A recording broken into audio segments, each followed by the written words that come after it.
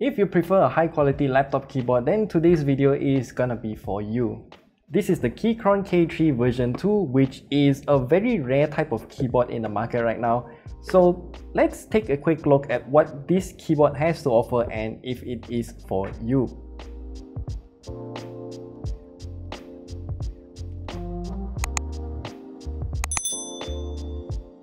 Okay, so we are not actually gonna do a full unboxing because this is actually a lie.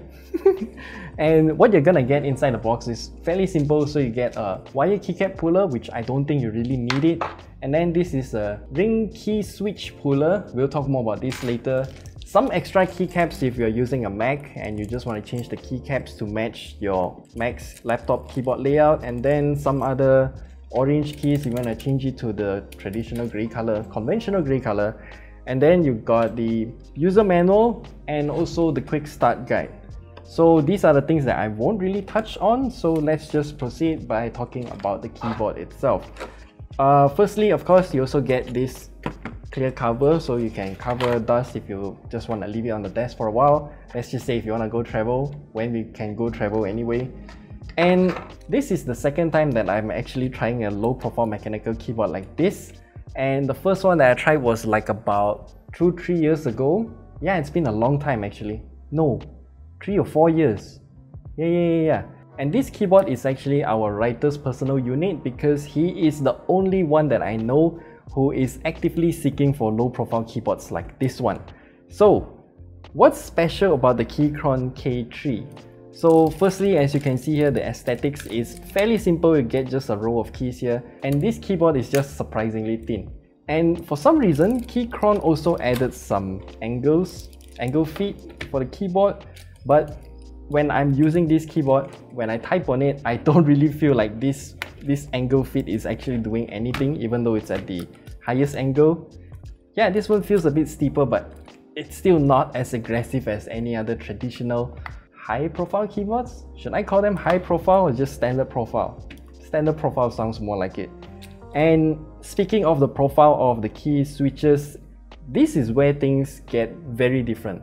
For example, the keycaps are entirely different. So let me just, you know what, I'll just rip out the key. This is why you don't even need the wire keycap pullers. Low profile switches are much more easier to take out by hand. And as you can see here, the keycap is very thin. Very thin. That is because the key switches themselves are also very thin. So this Keychron K3 V2 is available in a total of 2 different versions. So you can get it in the soldered Gateron key switches. It is available in both Gateron Blue and Gateron Red for us here in Malaysia.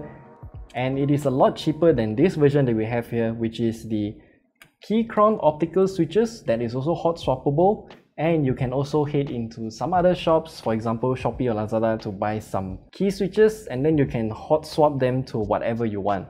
Each of the switch is not really that cheap. It's like 1 ringgit 40 cent each, and if you buy it for all the keys on this keyboard, that's gonna be quite a hefty sum. And back to the keycaps for a second. If you just want to buy some aftermarket keycaps for this kind of keyboard, it's gonna be really difficult because these kind of keyboards are already kind of rare in the market as well. So let's just do a quick typing test and actually see how this keyboard actually performs. I'm pretty sure you guys are gonna say that I'm cheating, but the laptop is right beside me and I have no way to let you see both views at the same time, so I'm just gonna type and let you see the results after that.